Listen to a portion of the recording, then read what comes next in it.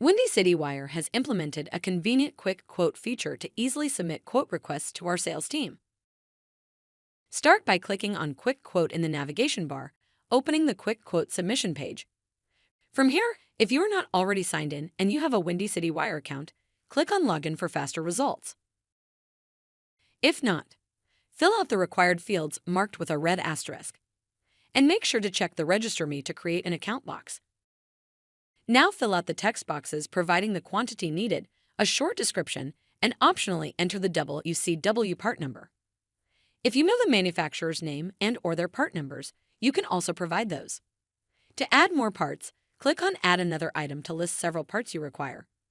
If you wish to remove an item, click on the red trash can icon.